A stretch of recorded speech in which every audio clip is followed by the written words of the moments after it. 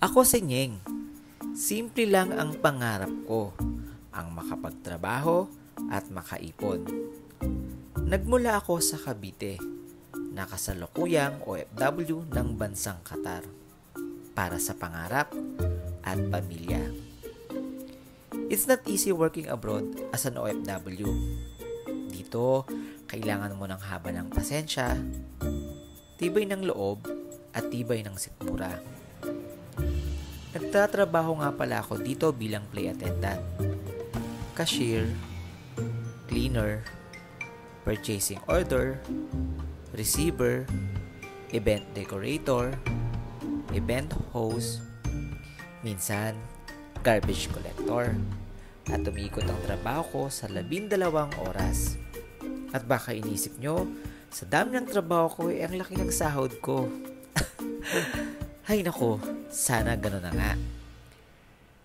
Dito, kapag nasa ibang bansa ka, bawal ang mapili, bawal umayaw, at bawal magreklamo. In short, we have no choice. No turning back. Lalaban tayo. Laban lang. Marami nagsasabi na masarap ang buhay ng isang OFW. Siguro pwedeng oo, pwede rin namang hindi. Kaming mga OFW, tawag nila sa amin, mga makabagong bayani ng henerasyon ngayon. Bakit? Hirap, puyat, gutom, pangungulila sa pamilya, at kapag may sakit ka, mag-isa mo lang paglalabanan ito. Self-healing. Isabay mo pa ang stress na nauuwi sa depresyon. Ang dami kong nababalita ang OFW na hindi pinalad sa pangingibang bansa. Kaya ikaw kung may kakilala kang OFW, abay kamustahin mo na. Tawagan mo o di kaya i-chat mo kahit wala kang kailangan. Kami naman ang pasayahin mo. At marami namang OFW ang pinili na manatili para makaipon kahit ang daming kinubuli na emosyon. Dito kasi mabilis ang pera. Mabilis kang makakaipon dahil mataas ang value ng pera. Noodles at itlog lang hanggang matapos ang kontrata, abay makakaipon ka talaga. Joke lang. Abay baka naman pag-uwi mo sa Pinas, sakit sa bato ang pasalubong mo sa pamilya mo. Huwag naman.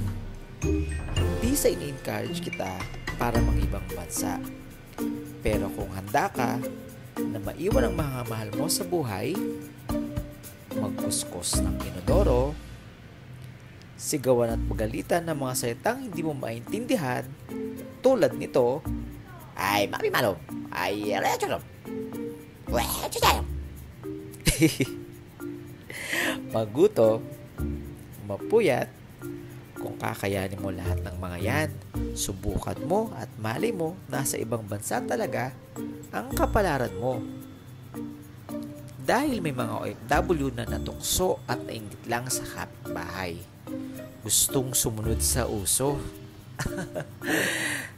Kaya ayun, ng ibang bansa at tapang-tapangan.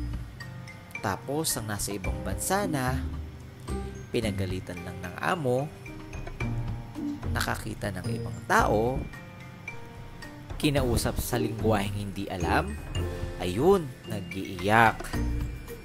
Stress, lungkot at gusto nang umuwi ng sinilangang bayan. Aba, ang pangibang bayan o bansa, hindi ito trip-trip lang o inggit lang. We have a dream.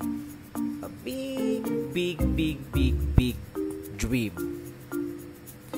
Dahil ang buhay OFW, isang mundo, iba't ibang kwento ng mga taong nakaranas nito. Kaya ako si Nyeng, saludo sa mga kapwa ko OFW, mahanga sa katapangan nyo.